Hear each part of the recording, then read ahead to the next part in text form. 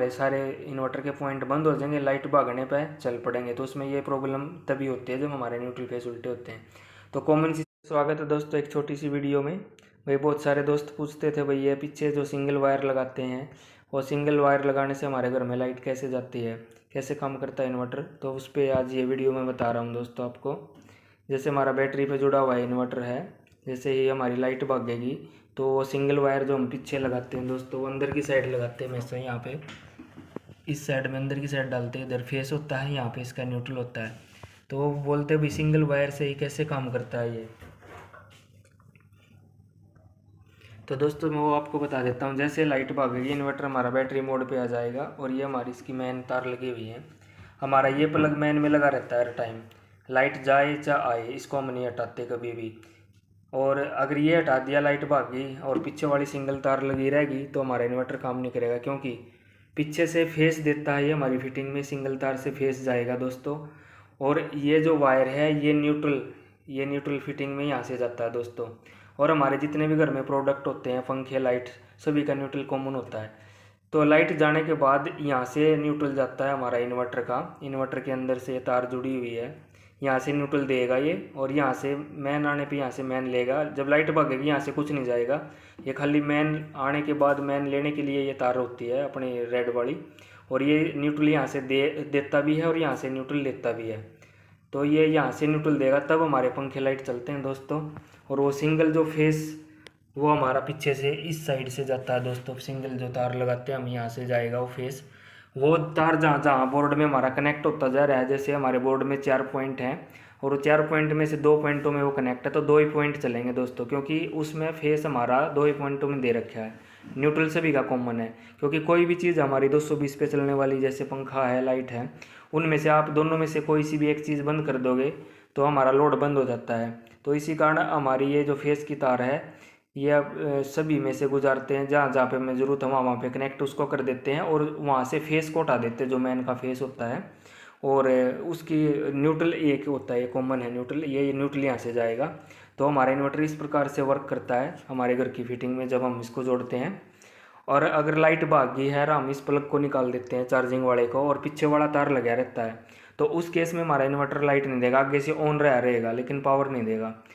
और कई बोलते भाई कई 2 तार लगा के भी चला लेते हैं पीछे, वो कैसे होता है दोस्तों वो भी मैं आपको बताऊंगा। 2 तार लगा के भी चला सकते हो, उस केस में फिर ये तार आप चाहे हटाओ चाहे लगाओ कोई दिक्कत नहीं है।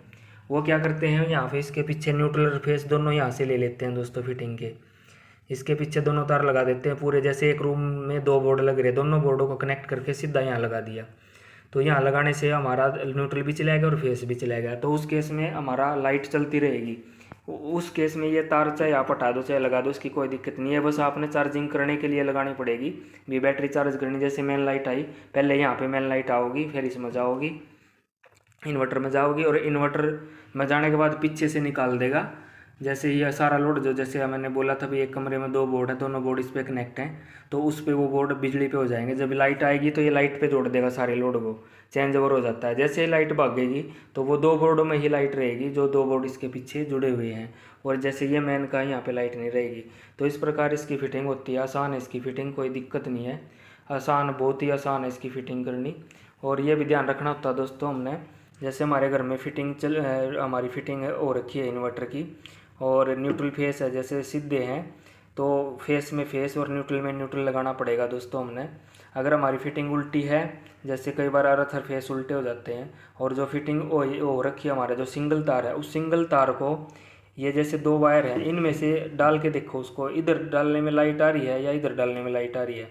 मान लो कि इधर डालने में लाइट आ रही है और यहाँ पे टेस्टर से आप चेक कर रहे हो तो यहाँ पे फेस आ रहा है, सॉरी अर्थ है, तो आपने यहाँ पर इस अर्थ वाले में इन्वर्टर का लाल ही तार डालना है, तब हमारा इन्वर्टर वर्क करेगा। यह नहीं है कि न्यूट्रल डाल दोगे आप, कि न्यूट्रल डाल दोगे तो पीछे से फिर वो न्यूट्रल ही निकाल लेगा, उसमें वो मतलब लाइट आएगी, लाइट आने पे हमारे सारे इन्वर्टर के पॉइंट बंद हो जाएंगे, लाइट भागने पे चल पड़ेंगे। तो उसमें ये प्रॉब्लम तभी होती है जब हमारे न्यूट्रल फेस उल्टे होते हैं।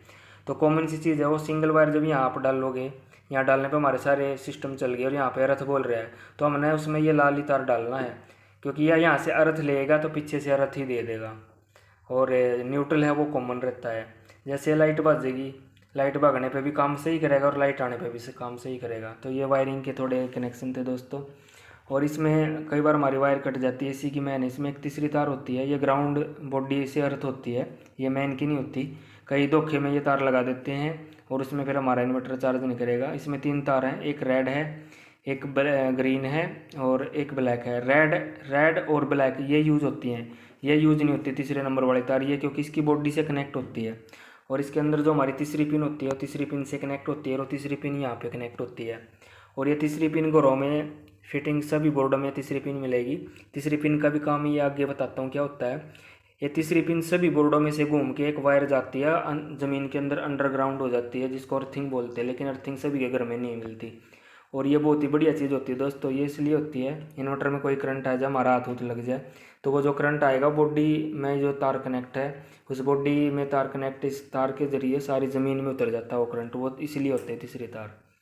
तो ये दोस्तों छोटी सी जानकारी थी। कैसी लगी आपको दोस्तों वीडियो? पसंद आई तो शेयर लाइक करना। धन्यवाद।